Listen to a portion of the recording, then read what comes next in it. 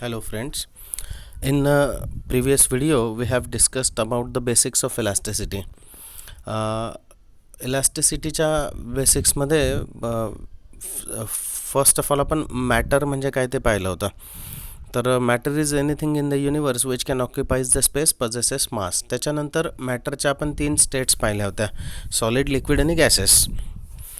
त्याहीमध्ये सॉलिडचं क्लासिफिकेशन आपण पाहिलं होतं की solids are classified into the 3 basic categories. एक रिजिड बॉडी असतो, एक प्लास्टिक बॉडी असतो आणि एक इलास्टिक बॉडी असतो. आता हे जे क्लासिफिकेशन आपण पाहिलं होतं it depending upon the fact that की एक्सटर्नल फोर्स अप्लाय केल्यानंतर how the body behaves under that external force. External force apply केल्यानंतर त्या बॉडीचं बिहेवियर कसं असतं त्या फोर्सवर, त्याच्यानुसार आपण सॉलिडच्या क्लासिफिकेशनमध्ये हे 3 कॅटेगरीज पाहिल्या होत्या. एक रिजिड असतो, एक प्लास्टिक असतो, एक इलास्टिक असतो. त्याच्यानंतर मी तुम्हाला बोललो होतो की हे जे चॅप्टर आहे हे टोटली आता इलास्टिसिटीबद्दल रन होणार आहे. म्हणजे तर आपला रिजिड आणि प्लास्टिक बॉडीशी आता इथून पुढं ह्या चॅप्टरशी काही रिलेशन नाही.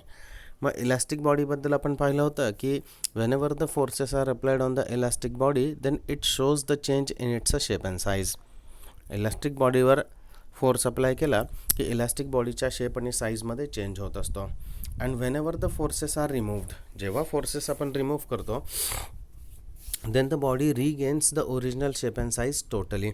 फोर्स रिमूव्ह केल्यानंतर त्या बॉडीला original shape, original size, original dimensions as it is परत मिळून जातात. So this is what was about the elastic body. हे इलास्टिक बॉडीबद्दल आपण पाहिलं होतं. आता इलास्टिक बॉडीवर जो आपण फोर्स अप्लाय करतो त्याचा शेप साईज बदलण्यासाठी if you know the magnitude of that force, तो फोर्स तुम्हाला माहिती असेल आणि तो फोर्स तुम्ही किती एरियावर अप्लाय करताय, if you know that area, तो एरिया तुम्हाला माहिती असेल म्हणजे you should know the magnitude of the force and area की ज्याच्यावर तुम्ही तो फोर्स अप्लाय करणार आहे. ह्या 2 गोष्टी जर माहिती असतील तर आता इथं आपल्याला एक नवीन कन्सेप्ट मिळतो, त्याला म्हटलं जात असतं स्ट्रेस. ठीक आहे, तर स्ट्रेसची डेफिनेशन काय बघा आता की if you know the force, if you know the area, ह्या दोघांचा फोर्सचा आणि एरियाचा जर तुम्ही रेशो घेऊन टाकला तर आपल्याला एक न्यू पॅरामीटर मिळतो फिजिक्समध्ये ज्याला म्हटलं जात असतं स्ट्रेस. म्हणजे थोडक्यात ताण मराठीमध्ये, किंवा टेन्शन तुम्ही म्हणू शकतात परत. तर स्ट्रेसची डेफिनेशन काय बघा simply, it is the ratio of applied force per unit area. किती फोर्स अप्लाय करणार आहे आणि किती एरियावर अप्लाय करणार आहे, या 2 गोष्टी माहिती असतील तर आपण स्ट्रेस फाइंड आउट करू शकतो. बट बेसिकली मी तुम्हाला बोललो होतो बघा की इलास्टिक बॉडीच्या बाबतीत जितका फोर्स तुम्ही अप्लाय करतात तो फोर्स रिमूव्ह केल्यानंतर इलास्टिक बॉडी परत शेप, ओरिजिनल शेप जो आहे तो रिगेन करते. दॅट मीन्स इलास्टिक बॉडीमध्ये अजून एक फोर्स एक्झिस्ट आहे ज्याला इंटरनल रिस्टोरिंग फोर्स म्हटलं जातं की जो अप्लाइड फोर्स इतकाच असतो. आणि म्हणून स्ट्रेसची दुसरी डेफिनेशन परत अशी तुम्ही लिहू शकतात की it is the ratio of restoring force per unit area. म्हणजे either you will called applied force per unit area or you will called the restoring force per unit area, दोघंही डेफिनेशन एकच आहे. मग स्ट्रेस हा 2 क्वांटिटीजचा ratio आहे, त्यात एक force आहे, एक एरिया आहे, म्हणून ह्याचं एसआय युनिट जे आहे स्ट्रेसचं ते येतं Newton per metre square. CGS unit असतं 9 पर सेंटीमीटर स्क्वेअर. आणि डायमेन्शन पाहायला गेलं तर -1 in a length, 1 in a mass and -2 in time. So this is what was about the stress. आता बेसिकली स्ट्रेस म्हणजे काय की इलास्टिक बॉडीला कॉम्प्रेस्ड करण्यासाठी किंवा इलास्टिक बॉडीवर फोर्स अप्लाय करण्यासाठी जी फिजिकल पॅरामीटर क्वांटिटी काम करते त्याला स्ट्रेस असं म्हटलं जात असतं. मग आता एखाद्या इलास्टिक बॉडीवर तुम्ही स्ट्रेस अप्लाय केला तर 3 different types of the changes they are observed into the body. बॉडीमध्ये 3 वेगवेगळ्या प्रकारचे चेंजेस दिसू शकतात आणि त्या 3 वेगवेगळ्या प्रकारच्या चेंजेसनुसार the stress is classified into the 3 different categories. स्ट्रेसचे सुद्धा आपल्याला इथं 3 प्रकार मिळतात. मग त्यातला पहिला प्रकार कुठला बघा आता, the first type of the stress is called as the tensile stress. स्क्रीनवर तुम्ही बघताय, स्लाईड चेंज झालेली आहे. तर first category is called as the first type is called as the tensile stress. Tensile स्ट्रेसलाच लॉन्जिट्युडिनल स्ट्रेस पण म्हटलं जात असतं. Tensile stress is again called as the longitudinal stress. Definition काय बघायचे, if the applied force produces the change in the length of the body. जर apply केलेल्या फोर्समुळे बॉडीची लेंथ बदलत असेल तर त्याला टेन्साईल स्ट्रेस असं म्हटलं जात असतं. If the applied force produces the change in the length of the body, बॉडीची लेंथ बदलायला पाहिजे. ठीक आहे. लेंथ बदलत असेल तर टेन्साईल स्ट्रेस. मग याचं सिम्पल डे टू डे लाईफमधलं एक्झाम्पल म्हणजे रबर. रबरला तुम्ही ताणलं तर स्ट्रेच होतो, सोडून दिलं तर तो कॉम्प्रेस्ड होऊन जातो पहिल्यासारखा. So that is the tensile stress. मग इथं बघा तुम्हाला डायग्राम दिलेली दिसते ह्या ठिकाणी, आणि डायग्राममध्ये तुम्ही बघताय की ओरिजिनल लेंथ जी वायरची दिलेली आहे बोल्ड लाईनमध्ये ती एल आहे. त्यानंतर एम इतकं मास त्या वायरला आपण लावलं. Because of G is the gravity, M G is the weight acting on the wire. So वायरमध्ये इलॉंगेशन व्हायला पाहिजे. That elongation is shown by the factor small L. आणि हा जो एम जी फोर्स जितक्या वायरच्या एरियावर काम करतोय that area is the pi R square. So all the parameters are given in the diagram. मग टेन्साईल स्ट्रेस किती येतो बघा. So tensile stress is equal to basically आता स्ट्रेसची सब पॅरामीटर्स आहे म्हणून ह्याचं पण डेफिनेशन तीच फोर्स अपॉन एरिया. म्हणून tensile stress is equal to force divided by area. आता ह्या टेन्साईल स्ट्रेसमध्ये जो फोर्स वायरवर काम करतोय तो आहे एम जी, आणि एरिया वायरचा जितका दिला आहे तो आहे पाय आर स्क्वेअर. म्हणून ह्याचा फॉर्म्युला काय झाला, tensile stress is equal to M G divided by pi R square. So this is the basically tensile stress. आता टेन्साईल स्ट्रेस हा स्ट्रेसचा पॅरामीटर आहे किंवा स्ट्रेसचा टाईप्स आहे.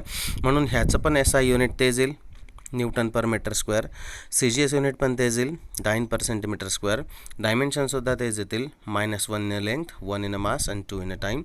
ठीक आहे. So dimension, SI unit, CGS unit हे सगळे त्याचे स्ट्रेस सारखेच येतील. So this is the first type. If applied force produces the change in the length of the wire, it will gives you the tensile stress. आता दुसरा जो stress आहे that is called as the volume stress. Slide बदललेली बघा. Volume stress. Volume stress कशाला म्हटलं जातं, if the applied force produces the change in the volume of the material. एखाद्या मटेरियलचा व्हॉल्यूम बदलायला पाहिजे. If the applied force produces the change in the volume of the material then it is called as the volume stress. मग volume स्ट्रेसचं आपल्या day to day लाईफमधलं example कोणतं, suppose that balloon is the best example.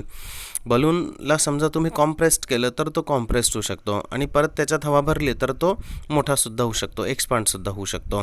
So that is the example of the volume stress. आपण apply केलेल्या फोर्समुळे बलूनचा volume change होतो आहे. So it is the volume stress. यालाच बल्क स्ट्रेस पण म्हटलं जात असतं. डेफिनेशन काय बघा, if the applied force produces the change in the volume of the बॉडीचा व्हॉल्यूम बदलायला पाहिजे, त्याला म्हटलं जात असतं व्हॉल्यूम स्ट्रेस. मग डायग्राममध्ये तुम्हाला दिसतंय बघा, एक मोठा स्पियर दिसतोय, त्याला बलून कन्सिडर करा, हुज व्हॉल्यूम इज व्ही. त्याच्यानंतर त्याला तुम्ही दोघं तिघं चारी बाजूने कॉम्प्रेस्ड करताय समजा. So that it's a volume goes on changes by the factor DV. तो DVने डिक्रीज झाला असं आपण कन्सिडर करू. सो नंतरच्या बलूनचा जो व्हॉल्यूम असायला पाहिजे तो किती असेल, तर it is V minus DV. Original व्हॉल्यूममधून चेंज मायनस केला, so V minus DV is the volume of the balloon. याचा फॉर्म्युला काय बघा व्हॉल्यूम स्ट्रेसचा, volume stress is equal to force upon area. ठीक आहे. But in this case force पण exactly माहिती नाही, एरिया पण एक्झॅक्टली माहिती नाही आहे. दोघंही अननोन आहे, दोघंही व्हॅरी होऊ शकतात.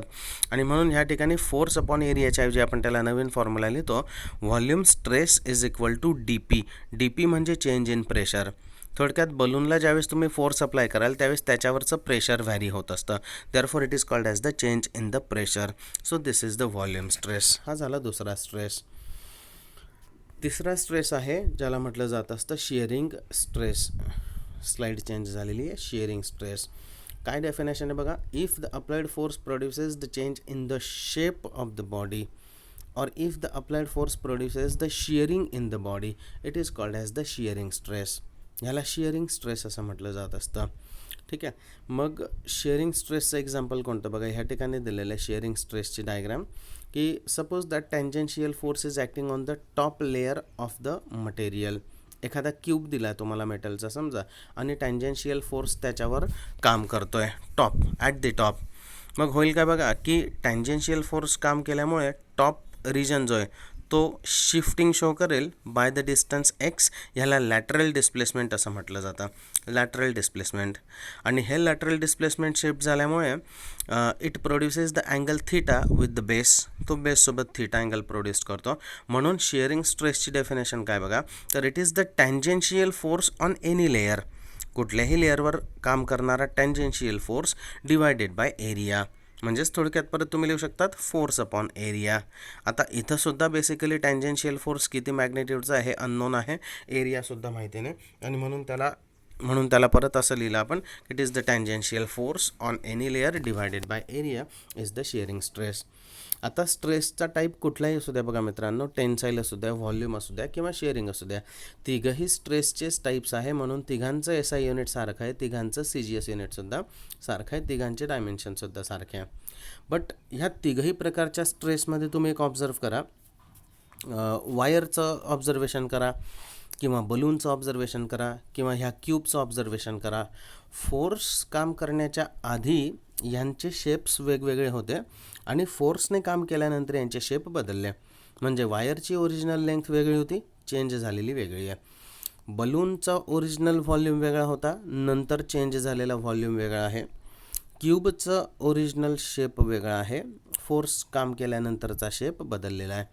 तर हा जो बदललेला पॅरामीटर आहे आणि ओरिजिनल पॅरामीटर आहे, ह्या दोघांचा जरी रेशो घेतला तर परत पुढची एक क्वांटिटी ह्या चॅप्टरमध्ये मिळते, त्याला म्हटलं जात असतं strain. That is called as the strain.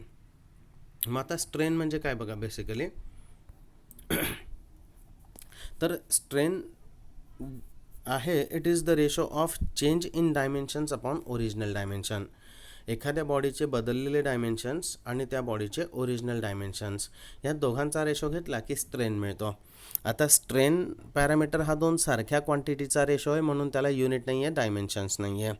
आणि आपण जे स्ट्रेसचे 3 एक्झाम्पल पाहिले तसेच स्ट्रेनचे पण 3 एक्झाम्पल आहे. पहिलं आहे टेन्साईल स्ट्रेन. आता टेन्साईल म्हणजे लेंथशी रिलेटेड पॅरामीटर. मग त्या वायरच्या केसमध्ये काय झालं होतं बघा, टेन्साईल स्ट्रेनची definition it is the ratio of change in length upon original length. मग वायरच्या केसमध्ये बघा चेंज इन लेंथ जो आहे तो आपण स्मॉल एलने रिप्रेझेंट केला आहे, ओरिजिनल लेंथ जी आहे ती कॅपिटल एल आहे, म्हणून small L upon capital L घेतला की we are getting the tensile strain over here. Tensile strain आपल्याला मिळतो. तसंच व्हॉल्यूम स्ट्रेन. व्हॉल्यूम स्ट्रेनमध्ये तुम्ही बघा बलूनचं एक्झाम्पल होतं, ओरिजिनल व्हॉल्यूम होता V, चेंज इन व्हॉल्यूम होता DV, म्हणून ह्याचा रेशो काय येतो, change in volume upon original volume म्हणजे DV अपॉन V म्हणजेच व्हॉल्यूम स्ट्रेन. आणि तिसरं बघा शेअरिंग स्ट्रेनच्या बाबतीत, शेअरिंग स्ट्रेनचा रेशो काय आहे, तर sharing strain is the ratio of lateral change in displacement of any layer. Lateral change in the displacement of any layer divided by distance of that layer from the fixed layer. ठीक आहे. मग lateral change जो आहे तो आपण मागच्या डायग्राममध्ये बघा तुम्ही एक्सने शो केला आहे आणि डिस्टन्स जे आहे ते एचने शो केलं आहे, म्हणून shearing strain is equal to तुम्ही लिहू शकतात एक्स डिवायडेड बाय एच. ठीक आहे. आता हे जे 4 पॅरामीटर आपण पाहिलेत, कोणते कोणते, स्ट्रेस आणि स्ट्रेन, स्ट्रेसचे 3 टाईप्स आणि स्ट्रेनचे 3 टाईप्स. आता ह्या चारींचा एकमेकांशी जर रेशो घेतला तर परत तुम्हाला 4 नवीन कॉन्स्टंट पॅरामीटर मिळतात. जसं फॉर एक्झाम्पल तुम्ही स्ट्रेसचा स्ट्रेनशी रेशो घेतला तर तुम्हाला एक न्यू फॅक्टर मिळतो, कॉन्स्टंट मिळतो, ज्याला म्हटलं जात असतं modulus of elasticity. Modulus of elasticity काय डेफिनेशन आहे बघा त्याची, it is the ratio of simply stress to the strain. मग कुठलाही असेल, स्ट्रेसचा स्ट्रेनशी रेशो घेतला की जो पण कॉन्स्टंट मिळतो त्याला म्हणतात मॉड्युलस ऑफ इलास्टिसिटी. ह्याला ईने शो केलं जातं मॉड्युलस ऑफ इलास्टिसिटीला. याचं SI युनिट जे आहे ते न्यूटन पर मीटर स्क्वेअर आहे, CGS unit dyne per centimetre square, dimensions as it is स्ट्रेसचे जे आहे तेच. ठीक आहे, मॉड्युलस ऑफ इलास्टिसिटी. आता हा नुसता स्ट्रेसचा स्ट्रेनशी रेशो बोललो मी.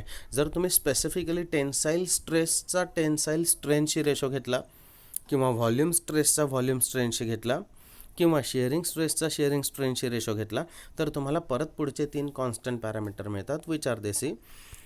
फर्स्ट पॅरामीटर मिळतो तुम्हाला Young's modulus denoted by capital Y. काय डेफिनेशन आहे बघा त्याची, Young's modulus is the ratio of tensile stress to the tensile strain. Young's modulus is the ratio of tensile stress to the tensile strain. मग आता previous PPTs तुम्ही बघू शकता, tensile stress म्हणजे काय, mg upon pi R square, आणि tensile strain म्हणजे काय, तर small L upon capital L म्हणजे change in length upon original length. मग capital Y is equal to formula दिसतोय तुम्हाला mgl upon pi R square L. So that is the modified formula actually. ठीक आहे. हा पाय आर स्क्वेअर जो आहे हा डिनॉमिनेटरला चालला जातो, कॅपिटल एल न्यूमरेटरमध्ये शिफ्ट होऊन जातो, म्हणून हा फॉर्म्युला मिळाला. यंग्स मॉड्युलस हा स्ट्रेस आणि स्ट्रेनचा रेशो आहे. स्ट्रेनला युनिट नाही आहे, म्हणून ह्याला पण युनिट स्ट्रेसचेच आहे, CGS युनिटसुद्धा तसेच, SI युनिटसुद्धा तसेच, डायमेन्शनसुद्धा तसेच. ठीक आहे. नेक्स्ट कॉन्स्टंट जो आहे त्याला म्हटलं जात असतं बल्क मॉड्युलस. बल्क मॉड्युलस काय बघा आता ॲक्च्युली, तर bulk modulus is the ratio of volume stress upon volume strain. Bulk modulus is the ratio of volume stress upon volume strain. मग व्हॉल्यूम स्ट्रेसला आपण DPने शो केलं होतं, change in pressure. Volume strain म्हणजे DV upon V, change in volume upon original volume. परत formula modified झाला, V हा डिनॉमिनेटरच्या डिनॉमिनेटरला आहे, so it goes into the numerator, आणि फॉर्म्युला मिळतो तुम्हाला K is equal to VdP upon DV. परत बल्क मॉड्युलस हा स्ट्रेस आणि स्ट्रेनचा रेशो आहे. स्ट्रेसला युनिट आहे, स्ट्रेनला नाही आहे, म्हणून ह्याचं पण SI unit, CGS unit, dimensions as it is सगळे स्ट्रेससारखे आहेत. नेक्स्ट कॉन्स्टंट आहे त्याला म्हटलं जात असतं modulus of rigidity. Modulus of rigidity shown by the letter eta. Eta is equal to किंवा it is the ratio of shearing stress to the shearing strain. Modulus of rigidity is the ratio of shearing stress upon shearing strain. मग shearing stress जो आहे तो आपण F upon A ने लिहिला होता, force upon area किंवा tangential force upon area. Shearing stress नंतर शियरिंग स्ट्रेन कशाने लिहिला जातो, X अपॉन H. X म्हणजे lateral change in the displacement, tangential force apply केल्यानंतर होणारं डिस्प्लेसमेंट. H म्हणजे distance of that layer from the fixed layer म्हणजे बॉटम लेअर. तर X अपॉन H रेशो घेतला की you will get eta. Eta is equal to F upon A divided by X upon H. Modified केल्यानंतर formula मिळतो eta is equal to F divided by A, आणि तो जो X upon H parameter आहे त्यालाच त्या डायग्राममध्ये जर तुम्ही पाहिलं तर तुम्हाला कळेल की that is the angle tan of theta. ठीक आहे, tan theta, X divided by H, opposite divided by adjacent. ठीक आहे, so that is the eta. मग परत ह्याचंही SI युनिट तेच, CGS युनिट तेच, डायमेन्शन तेच. So these are what was the 4 constant actually. एक मॉड्युलस ऑफ इलास्टिसिटी, आणि त्या मॉड्युलस ऑफ इलास्टिसिटीमध्ये 3 constant, Young's modulus, bulk modulus, modulus of rigidity. ठीक आहे, so this is what was about the constants here. आता तुम्ही ते जे आपलं पहिलं एक्झाम्पल आपण पाहिलं वायरचं, त्याला नीट ऑब्झर्व करा आणि बघा की एखादी वायर तुम्हाला दिलेली आहे सपोज दॅट, आणि त्याला तुम्ही मास लावताय. तर मास लावल्यानंतर वायरमध्ये इलॉंगेशन होईल, अजून मास लावलं तर अजून इलॉंगेशन होईल, अजून मास लावलं तर अजून इलॉंगेशन होईल. ठीक आहे, तर एक पर्टिक्युलर केस अशी येते की जोपर्यंत तुम्ही मास लावताय तोपर्यंत वायरमध्ये इलॉंगेशन तुम्ही ऑब्झर्व कराल, आणि एका पर्टिक्युलर मास आल्यानंतर ती वायर ब्रेक व्हायला पाहिजे, वायर तुटायला पाहिजे. म्हणजे थोडक्यात वायरचं लिमिट संपेल आणि वायर तुटायला पाहिजे. तर ती वायर तुटण्याच्या आधीपर्यंत शक्यतोवर काय होतं की whenever you are going to adding the mass to the wire shows the elongation. वायरमध्ये तुम्ही मास ॲड करा, वायर इलॉंगेशन शो करेल. आता वायरमध्ये आपण जे मास ॲड करतो त्याला स्ट्रेस म्हटलं जातं, आणि वायरमध्ये मिळणाऱ्या इलॉंगेशनला स्ट्रेन म्हणतात. म्हणजेच थोडक्यात इलॅस्टिक वायरसाठी तुम्ही जर स्ट्रेस वाढवला तर स्ट्रेन वाढायला पाहिजे. आणि स्ट्रेस आणि स्ट्रेनच्या रिलेशनशिपबद्दल हुक्स नावाच्या सायंटिस्टने एक लॉ दिलेला आहे, which is called as the Hooke's law. काय म्हणतो बघा तो हुक्स लॉमध्ये, की within elastic limit the stress is directly proportional to strain. एखाद्या वायरच्या इलॅस्टिक लिमिटच्या आत stress is directly proportional to strain असायला पाहिजे. आता हे नुसतं वायरसाठीच नाही, it is applicable for each and every elastic material. Within elastic limit the stress is directly proportional to strain. वायरच्या इलॅस्टिक लिमिटच्या आत किंवा मटेरियलच्या इलॅस्टिक लिमिटच्या आत तुम्ही कितीही स्ट्रेस अप्लाय करा, त्या मटेरियलमध्ये किंवा तो मटेरियल आपल्याला स्ट्रेन शो करतो. पण मग हा इलॅस्टिक लिमिट काय शब्द आलेला आहे बघा. आता इलॅस्टिक लिमिट, आता इलॅस्टिक लिमिट म्हणजे काय, तर elastic limit is the maximum value of the stress up to which that body can be subjected without permanent deformations in it. आता हा शब्द नवीन आहे बघा, इथं नीट बघा. Permanent deformation. परमनंट डिफॉर्मेशन म्हणजे काय, एखादी इलॅस्टिक वायर तुम्हाला दिली, रबर तुम्हाला दिला आहे. रबर तुम्ही किती ताणू शकतात, 1 centimetre, 2 centimetre, 10 centimetre. 5 kilometre rubber ताणणं शक्य आहे का, नाही. तो कुठेतरी ब्रेक व्हायला पाहिजे, बरोबर आहे. तर ब्रेक होणं ह्याला म्हटलं जातं परमनंट डिफॉर्मेशन्स. किंवा अशा पद्धतीने लेंथ वाढणं की फोर्स रिमूव्ह केल्यानंतर that length cannot be restored. ती लेंथ परत रिस्टोअर नाही होऊ शकत. अशा पद्धतीने लेंथ वाढणं यालासुद्धा म्हणतात परमनंट डिफॉर्मेशन्स. सो एखाद्या ऑब्जेक्टमध्ये मटेरियलमध्ये परमनंट डिफॉर्मेशन्स येण्याच्या आधीपर्यंत तुम्ही स्ट्रेस अप्लाय केला तर बॉडी तुम्हाला इलॉंगेशन शो करेल आणि स्ट्रेस तुम्ही रिमूव्ह केला तर बॉडी परत पहिल्यासारखी व्हायला पाहिजे. पण परमनंट डिफॉर्मेशन्समध्ये काय होतं की तुम्ही फोर्स अप्लाय केल्यानंतर बॉडीचे डायमेन्शन्स बदलतील, शेप साईज बदलेल, पण फोर्स रिमूव्ह केल्यानंतर the body cannot restore it 100%. Body 100% restore नाही करू शकत आणि that case is called as the permanent deformation. त्याला परमनंट डिफॉर्मेशन्स म्हटलं जात असतात. So permanent deformation is the case when the body shows the length or shows the increment in its length permanently. Body त्याच्या लेंथमध्ये जो इलॉंगेशन शो करेल तो permanent असायला पाहिजे. म्हणून हा हुक्स काय म्हणतो बघा केअरफुली की इलॅस्टिक लिमिटच्या आत म्हणजे ते जे काही परमनंट डिफॉर्मेशन्स होणार आहेत त्याच्या आधीपर्यंत तुम्ही जो पण स्ट्रेस त्या बॉडीवर अप्लाय कराल तो स्ट्रेनच्या प्रपोर्शनमध्ये असेल, म्हणजे स्ट्रेस अप्लाय केला की बॉडी स्ट्रेन शो करेल. So this is the Hooke's law. Stress is directly proportional to strain and this is what was the definition of the elastic limit. So this is what was about this video friends, second video. ह्या चॅप्टरवर तिसरा, चौथा आणि पाचवा हे काही mathematical videos येतील ते तुम्हाला मला नीट समजावून द्यावं लागतील.